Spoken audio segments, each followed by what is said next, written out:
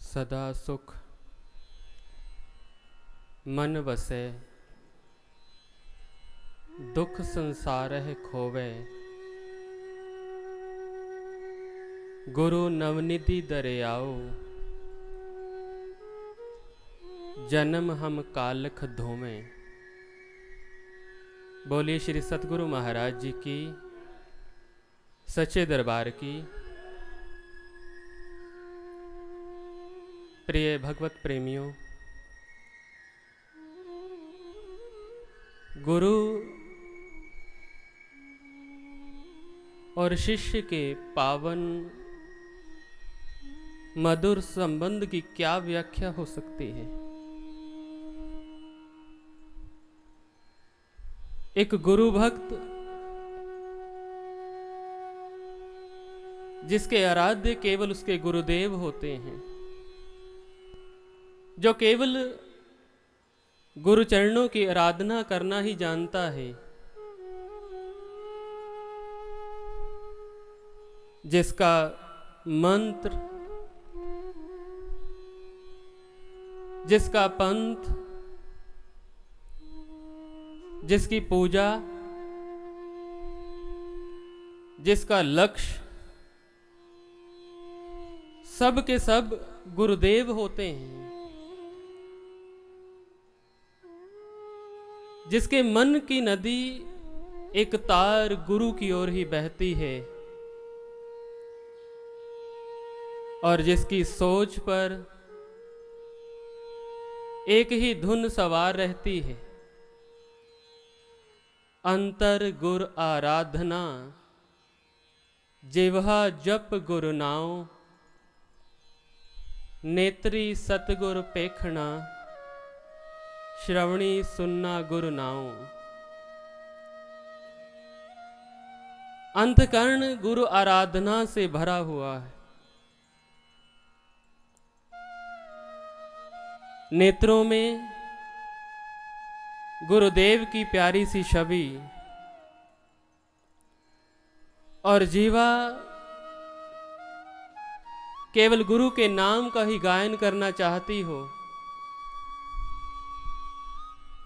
और कान इस बात के लिए तरस जाएं कि कोई उन्हें उसके गुरु का नाम सुना दे।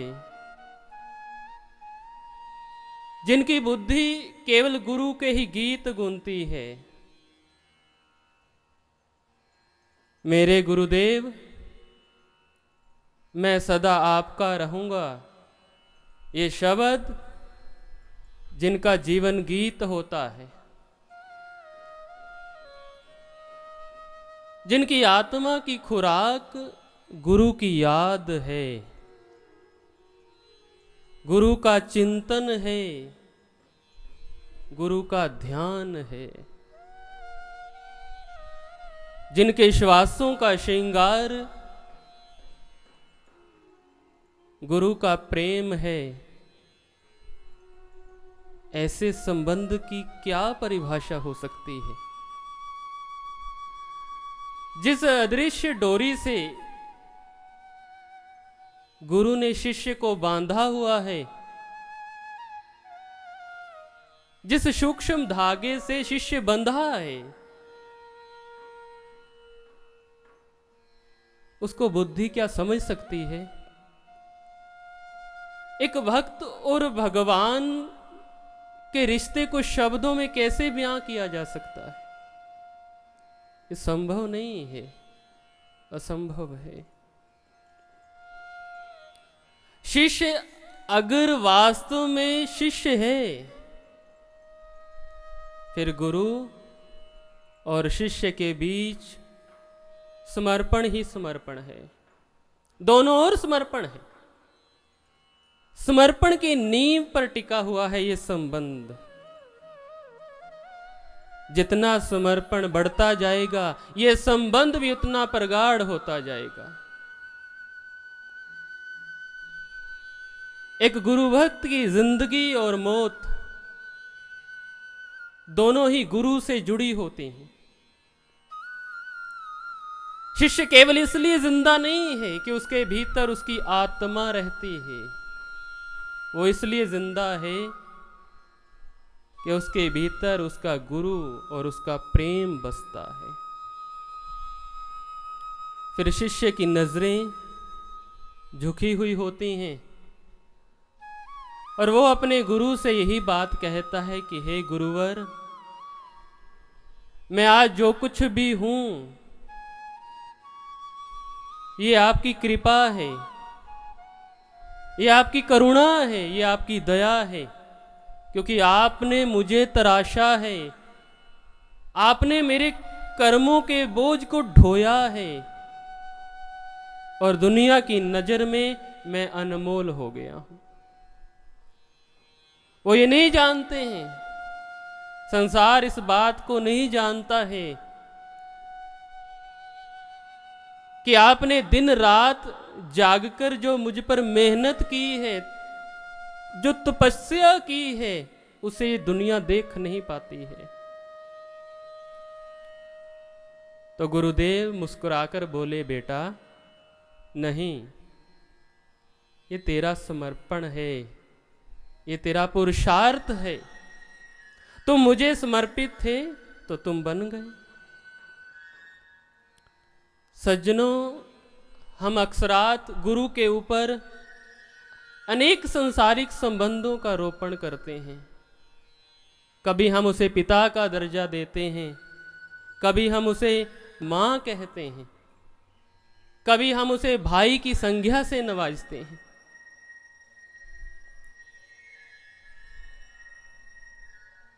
लेकिन इसमें कोई संदेह नहीं है कि गुरु में संसार के हर रिश्ते की पूर्णता है। अगर आपने ममत्व की पराकाष्ठा को देखना है तो गुरु में है। उसमें संसार के हर रिश्ते की पूर्णता समाई है, निसंदेह। लेकिन कभी कभी मन ये सोचता है, क्या गुरु पर किसी संसारिक संबंध का रोपण हो सकता है? अगर हमारे पास पिता का प्रेम नहीं है तो क्या हमारे पास पिता के प्रेम के सैकड़ों विकल्प मौजूद नहीं हैं?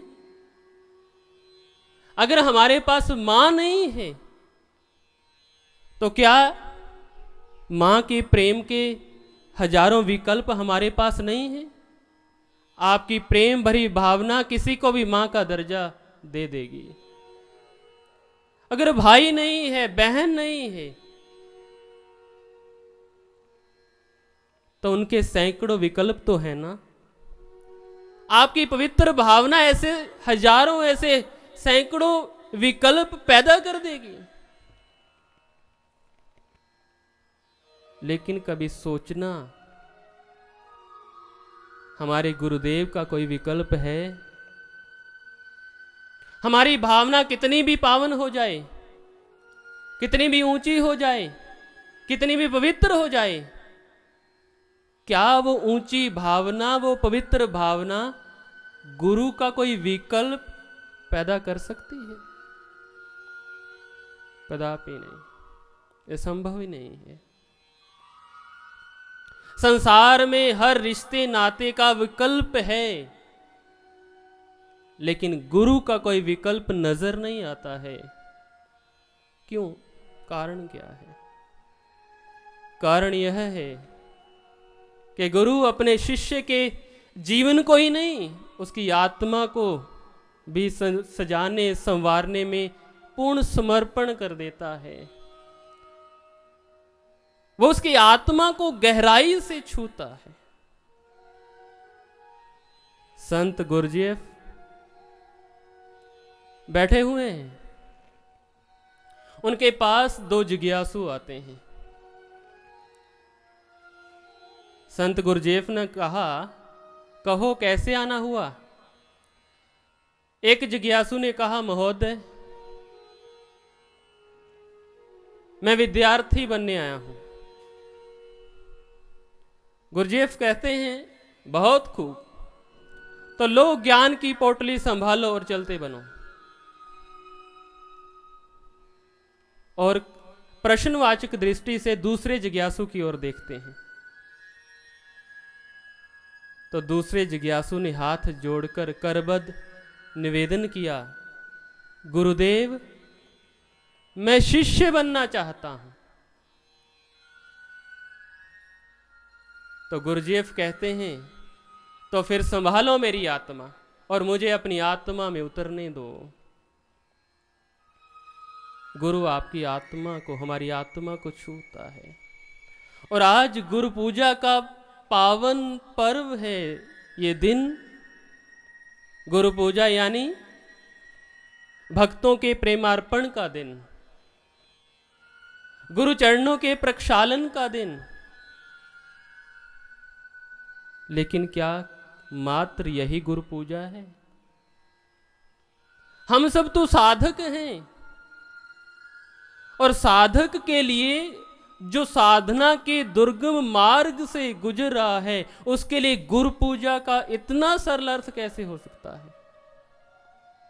हमारे लिए गुरु पूजा का अर्थ है चिंतन मनन का दिन, अंतः निरीक्षण का समय, अपने और गुरु के बीच की दूरी नापने का दिन है, अपने और गुरु के रिश्ते को फिर से परिभाषित करने का दिन है। क्योंकि पूजा कब होती है? पूजा का आधार है प्रेम और समर्पण। प्रेम यानी जो केवल देना जानता है, उसमें मांग तो है ही नहीं। समर्पण त्याग और बलिदान की कहानी है। जब मन और प्राण समर्पित हो जाएं, तो पूजा होती है। जब पूज्य के सिवाय कुछ नजर ही ना आए, तो पूजा होती है। अन्यथा पूजा मात्र एक क्रिया है। आज गुरु महाराज जी अपनी जिम्मेवारियों को बखूबी निभा रहे हैं हमारे प्रति, लेकिन जो हमारा धर्म है, हमारा कर्म है, हमारा जहां कर्तव्य बनता है, जो हमारी जिम्मेवारियां हैं, हम वहां खड़े ही नहीं हो पाते हैं। ये समस्या क्यों है? गुरु बार बार हमें प्रेरणा देता है, गुरु बार बार हमें समझाता है, और हम हर बार भूल जाते हैं। क्यों है ये समस्या? ये समस्या इसलिए है क्योंकि अभी हमारे शिष्यत्व के साथ बहुत कुछ और जुड़ा हुआ है, और ये जो बहुत कुछ और जुड़ा हुआ है, उससे हमारा मोह इतना ज्यादा है कि जिसके सामने गुरु के साथ हमारा जो प्रेम है वो बोना हो जाता है। हम वो जो बहुत कुछ जुड़ा है, उसके लिए, उसको बनाए रखने के लिए, उसके बचाव के लिए तो हमेशा तत्पर रहते हैं, अथक प्रयास करते हैं, लेकिन उस शाश्वत संबंध को बनाए रखने के लिए कोई प्रयास नहीं। उसमें हम बड़े लापरवाह हैं। हमारा गुरु सारथी की भूमिका को समर्पित है। उसका यह प्रयत्न है, उसका यह प्रयास है कि मेरे शिष्य को माया के साथ इस युद्ध में कोई खरोच ना लग जाए, इस पर कोई आंच ना जाए। गुरुदेव हमारे लिए दिन रात ये स्वप्न संजोते हैं कि मैं अपने शिष्यों को बनाऊंगा इस जीवन संग्राम के विजयी योद्धा, और हम सोए पड़े हैं। क्या हम उनको ये अवसर नहीं देंगे? और यदि हम उनको ये अवसर देना चाहते हैं, फिर हमें समर्पण करना पड़ेगा, हमें अपने शिष्यत्व को निखारना पड़ेगा। स्वामी विवेकानंद कहते हैं, अपने आप से प्रश्न करो, को हम, मैं कौन हूं? हो सकता है तुम्हें उत्तर मिले, मैं पुत्र हूं, मैं किसी का पिता हूं, मैं किसी की बहन हूं, मैं किसी का मित्र हूं, अथवा मैं किसी की मां हूं। तो साधना के मार्ग पर और दृढ़ता से कदम बढ़ाइए, गुरु चरणों में और प्रीति बढ़ाइए, आगे बढ़िए, और फिर पुनः स्वयं से यही प्रश्न करिए, कोहम, मैं कौन हूं। जब हमें एक ही उत्तर मिले, शिष्य हम, मैं शिष्य हूं, तभी जानना कि हमने गुरु और उसके ज्ञान को पूर्णता धारण किया है। इससे पहले नहीं। अगर गुरु ने अपने शिष्य के जीवन को बनाने के लिए अपने सुखों की इतनी कीमत चुकाई है, इतनी बड़ी कीमत, तो शिष्य को भी कुछ भेंट तो अवश्य देनी ही पड़ेगी। हमें भी समर्पण तो करना ही पड़ेगा। हमें भी समर्पण करना होगा उस दीपक की तरह, जो जब जलता है तो अपने बाती और अपने तेल की परवाह नहीं करता, ऐसा करने की सोचता भी नहीं। और अगर दीपक अपने बाती और तेल की परवाह करने लगे तो कभी रोशन नहीं हो पाएगा और ना ही दूसरों को रोशन कर सकता है। लेकिन हम तो अपने तेल और बाती दोनों को समेटने में लगे हैं, बचाने में प्रयासरत हैं। फिर लो कहां से आएगी। हमें भी दीपक की तरह आगे बढ़ना पड़ेगा, बिना अपनी बाती और तेल की परवाह किए।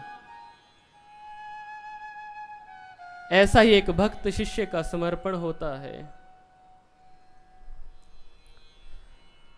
हम जमीन पे हजारों पत्थर देखते हैं ना, लेकिन किसी भी पत्थर को हम यूं ही उठा नहीं लेते हैं। लेकिन कहीं हीरा दिख जाए, उसे बड़े ही सहेज कर रखते हैं। क्यों कर कीमती बन गया वो?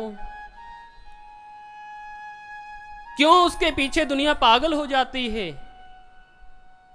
क्योंकि वो जो पत्थर है हजारों हजार वर्ष तक जलता रहा है जमीन के नीचे, उस तपिश को सहता रहा है।